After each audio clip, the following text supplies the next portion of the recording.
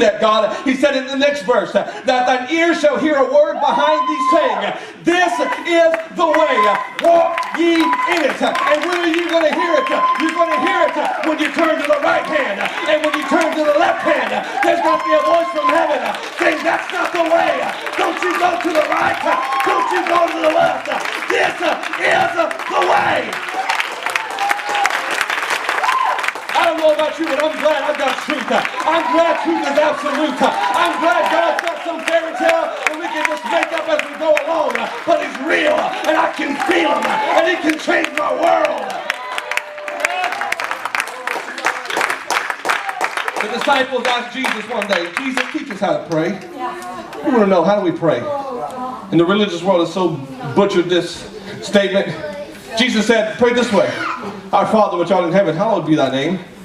Thy kingdom come, thy will be done on earth as it is in heaven. You know what Jesus was saying? He was saying, when you pray, you don't pray for me to work.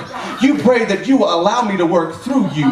Because I've already established things in heaven. I just need you to align your will with my will so that the eternal purpose from heaven can manifest itself in your world.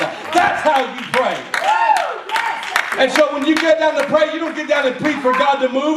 You say, God, help me to get in line with the supernatural. God, help me to line myself up with healing virtue. God, help me to get in line so that the power from heaven can begin to flow into my world and you can manifest your presence in my life. Now, with that understanding, I began to look at the exchange between Abraham and God. And God asked Abraham, Abraham, look up to see the stars. And can you number the stars? Abraham said, no, I can't number the stars.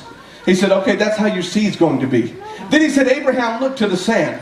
Can you number the sand? He said, no, God, I can't number the sand. He said, so shall your seed be. This is my opinion.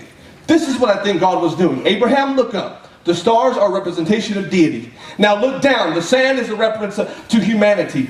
And when I get you to look up, I'm going to show you my will for your world. And what I'm asking you to do is to get your will to align with my will, because there is a promise that will come into your life if you will align the sand, humanity, with the stars, deity. Now Abraham got in a rush.